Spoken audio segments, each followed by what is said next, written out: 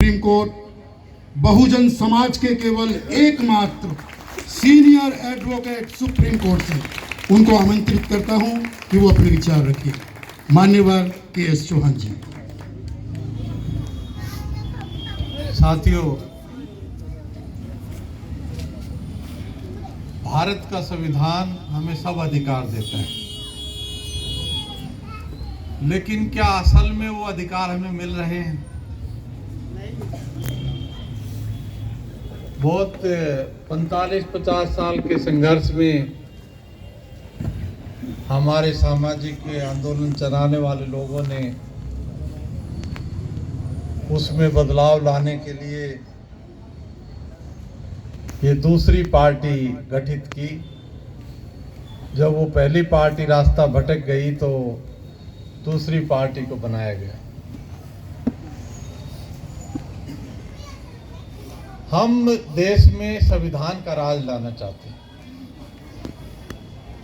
संविधान का राज का मतलब है कि सब लोगों में बराबरी हो, सबको आज़ादी हो, सब में भाईचारा हो, सबको न्याय मिले। लेकिन आज हम ये देख रहे हैं कि हमारा जो बेसिक सिद्धांत है कॉन्स्टिट्यूशन का, वो है डेमोक्रेसी। हमारे देश में मुझे लगता है कि डेमोक्रेसी नहीं है, क्योंकि जो लोग चुनाव लड़ रहे हैं वो अपनी पार्टी के लिए वोट नहीं मांग रहे, वो एक आदमी के लिए वोट मांग रहे हैं। फिर से लाएंगे केजरीवाल, जो आदमी करप्शन में 6 महीने अंदर रहा और उसको कोर्ट से बेल मिली। अगर कोई सरकारी नौकरी वाले लोग हैं, वो 24 घंटे अगर जेल में रह जाते हैं तो उनको सस्पेंड करना पड़ता है। लेकिन मुख्यमंत्री अगर 6 महीने जेल हो तब भी उसका कुछ नहीं होता, वो दोबारा आके फिर वही काम करने लग जाता है। ये जो डेमोक्रेसी अजीब है हमारे देश में।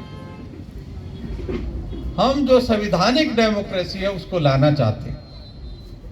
संवैधानिक डेमोक्रेसी लाने के लिए जो संविधान के पैरामीटर्स हैं उस पे समाज में काम होना चाहिए। ये जातिवाद का अंत होना चाहिए, जाति उपजाति की जो व्यवस्था ये खत्म होनी चाहिए, क्योंकि जब हम जाति पे गर्व करते हैं तो दूसरा भी गर्व करता है, तो हमारे में भाईचारा तो हो ही नहीं सकता। बाबा साहब डॉक्टर अम्बेडकर ने 25 नवंबर 1949 को जब संविधान सभा में संविधान को सौंपा था तो उन्होंने कहा था, आज ये जो देश है इसमें राजनीतिक बराबरी तो आ रही है, राजनीतिक स्वतंत्रता तो मिल रही है, लेकिन सामाजिक बराबरी नहीं है, आर्थिक बराबरी नहीं है। आज आर्थिक गैर बराबरी इतने बड़े पैमाने पे है, सरकार की कोई योजना नहीं है कि नौकरियां एस्टेब्लिश हों, नौकरी डेवलप की जाए, और इंडस्ट्रियलिस्ट को 24 लाख करोड़ रुपया जो है वो एक साल में माफ कर रहे हैं, 12 लाख करोड़ रुपए एक साल में माफ कर रहे हैं। जो ये आम जनता का पैसा, जो हम भूखे मर रहे हैं, हम इसलिए मर रहे हैं कि हमारा पैसा जो है वो डाइवर्ट करके कहीं दूसरी जगह भेजा जा रहा है। पैसा तो लिमिटेड है, किसी भी सरकार के पास नोट छापने के लिए, करेंसी डेवलप करने के लिए इंटरनेशनल सिस्टम में लिमिटेशंस होती है। उसके पास कितना सोना है, कितनी उसकी इकोनॉमिक कंडीशन है, उसके हिसाब से वो नोट छाप सकता है।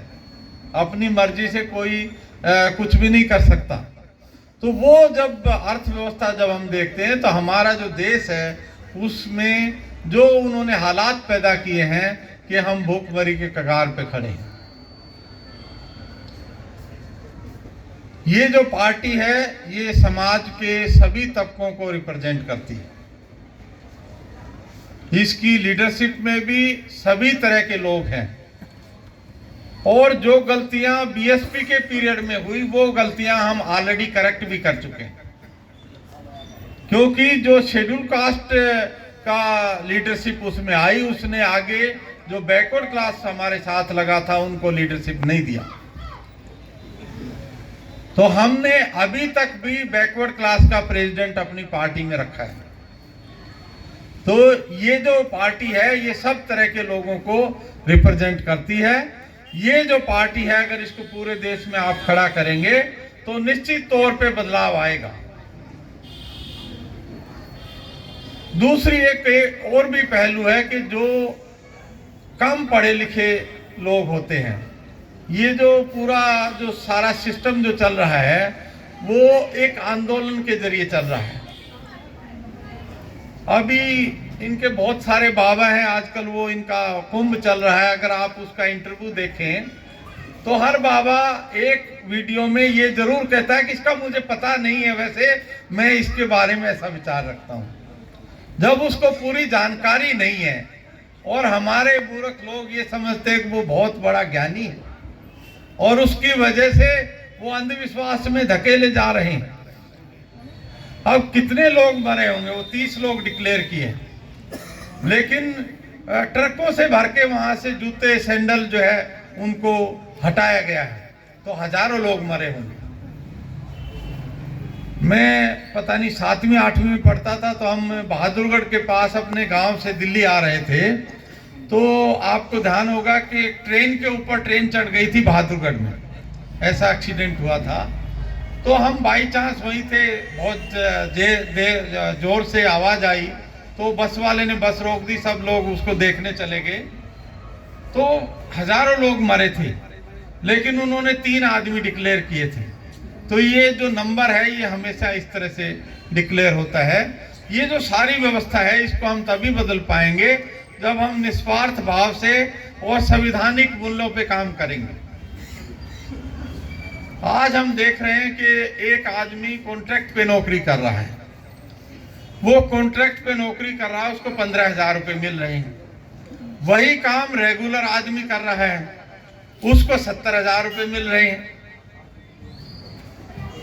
70,000 और 15,000 काम वही है। जो हमारा संविधान है वो ये कहता है सबको बराबर मजदूरी मिलेगी।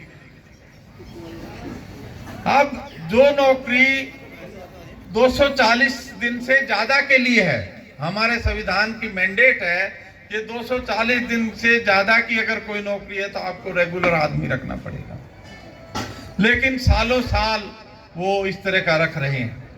अभी एक लड़की इंडियन लॉ इंस्टीट्यूट हमारे सुप्रीम कोर्ट के सामने है, तो वहां से उसने LLM किया और कहीं पढ़ा रही थी। तो हमारा जूनियर था, उसकी क्लास फेलो होगी या दोस्त होगी, तो वो आ गई, हम चाय पी रहे थे। तो बातचीत में उसने बताया मुझे 30,000 रुपए मिलते हैं सर, और वैसे लेक्चरर को 1,25,000 1,17,000 ये इतना सैलरी है। और ये जो हमारे जो बच्चे हैं ये सारे बच्चे इसी तरह 25, 30, 40 हजार में काम कर, जिन्होंने 30 साल तक पढ़ाई की है, वो बच्चे आज इस तरह के, उनकी कोई सिक्योरिटी नहीं है, वो अपने बच्चों को भी नहीं पढ़ा सकते, कोई सामाजिक कार्यक्रम में भागीदार नहीं हो सकते, कोई सामाजिक कार्यक्रम है उसमें 2 पैसा दे नहीं सकते। जब तक वो सामाजिक कार्यक्रम में भागीदार नहीं होंगे, पैसा नहीं देंगे, तो वो उसका अपना भी नहीं समझेंगे। क्योंकि कोई भी जो काम कर रहे हैं उसमें हमारी भागीदारी सही मायने में दिखनी चाहिए। इसलिए ये जो पूरी जो व्यवस्था है इसको संवैधानिक तौर पे हमें बदलने की जरूरत है, और ये जो पूरी व्यवस्था ये बदलना कोई मुश्किल नहीं है, क्योंकि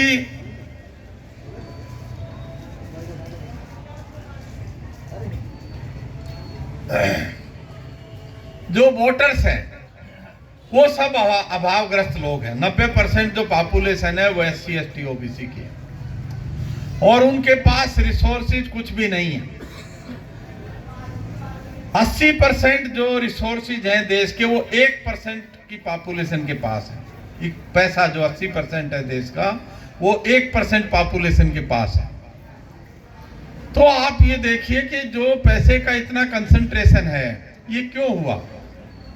मैं केवल बीजेपी को ब्लेम नहीं करता हूं उसके लिए, मैं कांग्रेस को भी उतना ही ब्लेम करता हूं, क्योंकि जो नरसिम्हा राव था उसने प्राइवेटाइजेशन का जो सिस्टम लेके आया, उस प्राइवेटाइजेशन के सिस्टम की वजह से ही नौकरियां खत्म हुई। अगर प्राइवेटाइजेशन, लिबरलाइजेशन, ग्लोबलाइजेशन का सिस्टम नहीं आता तो नौकरियां भी खत्म नहीं होती। और उसके जरिए मनमोहन सिंह 10 साल तक प्रधानमंत्री तक पहुंच गए, क्योंकि ये जो पूरा ब्राह्मणवादी सिस्टम है ये उसी के ऊपर आधारित आपको सब पोस्ट, सब बेनिफिट उसी के बेसिस पे देता है। इसलिए ये चाहे बीजेपी हो, चाहे कांग्रेस हो, चाहे इनका छोटा भाई आम आदमी हो, ये सारे एक ही हैं। वो केवल हमारे लोगों को गुमराह करके हमारे अधिकारों को छीनने का काम कर रहे हैं।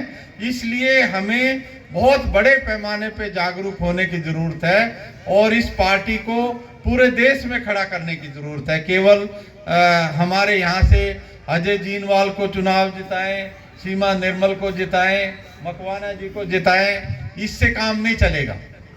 आपको पूरे देश में इसको खड़ा करना है, इसको एक सोशल मूवमेंट बनाना है। और अगर हम रास्ता भटकते हैं, मैं उसके साथ राइडर भी देता हूं, क्योंकि जो पहले वाले ने गलती की, ऐसा हो सकता है जब पावर में आने लगते हैं तो कोई भी रास्ता भटकता है, कोई विशेष चीज नहीं है। क्योंकि उसके बाद एक हमारे बुजुर्ग साथी हैं, वो वीपी सिंह जब कांग्रेस से निकले तो वो उसके बहुत मेन क्लोज साथी थे, 4 लोगों का ग्रुप था वो। तो वो बताते हैं कि बाद में जब वो प्रधानमंत्री बन गए तो हम 4.5 महीने तक उसको मिल ही नहीं पाए। तो ये सरकार, पार्टी और आपका कनेक्टिविटी ऐसी चीज है, इसलिए केवल हमारी पार्टी में नहीं, सब जगह ही ऐसा होता है। इसलिए आपको उसके ऊपर चेक भी रखना है। जब तक आप चेक नहीं रखेंगे तो वो आपके कंट्रोल में नहीं आएगी।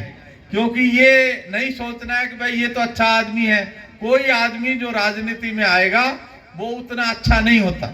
अच्छा का मतलब वो खराब होता है, ये मैं नहीं कह रहा हूं। क्योंकि जब उसके पास, जब वो पावर में आता है तो उसके पास अलग तरह के लोग आते हैं। वो अलग तरह के लोग जो आते हैं वो आप जो काम नहीं कर सकते वो सब काम कर सकते हैं। एक हरियाणा के मंत्री होते थे, हमारे दोस्त थे, तो मैं उनसे मिलने गया, निर्मल सिंह नाम था उनका, और वो यूथ कांग्रेस के प्रेसिडेंट रहे थे और मंत्री थे वो हरियाणा में।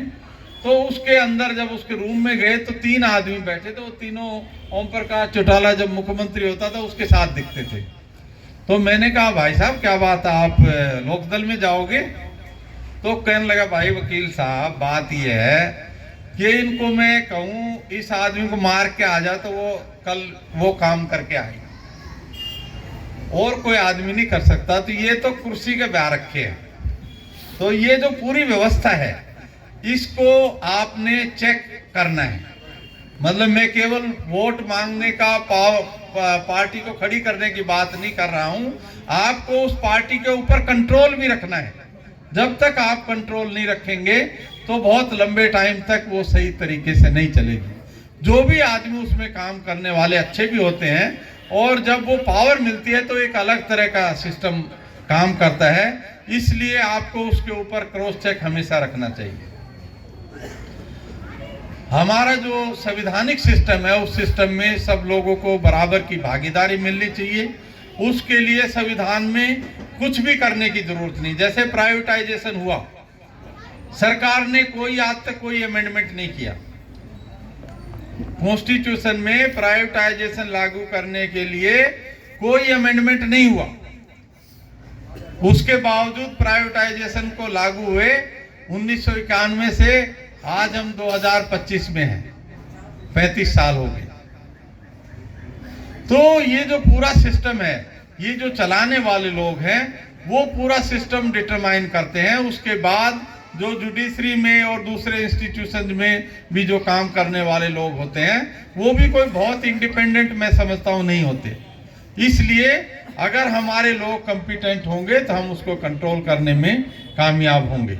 ये सारी व्यवस्था को हम बदलने में कामयाब होंगे और इसको पूरे देश में एक मूवमेंट की तरह से खड़ा करना है। मैं इसी आशा और उम्मीद के साथ आप लोगों से यह आग्रह करता हूं कि people's party of India democratic के हमारे जो कैंडिडेट हैं अजय जीनवाल जी, और जो दूसरे इलाकों से हमारे कैंडिडेट हैं सीमा निर्मल जी करावल नगर से हैं, और धर्मवीर सिंह जी गोकुलपुर से हैं, और मुस्तफाबाद से मकवाना जी हैं, आप इन सबको विजय बनाएं और इस पार्टी को केवल इसी चुनाव में नहीं, इसको खड़ा करने के लिए दिन रात मेहनत करें तो निश्चित तौर पे हमारी दशा और दिशा बदलेगी। इसी उम्मीद के साथ मैं आप लोगों का आभारी हूं कि आप लोगों ने सुना। धन्यवाद। जय भीम, जय भारत, जय मूल्य मातृ, जय संविधान। धन्यवाद।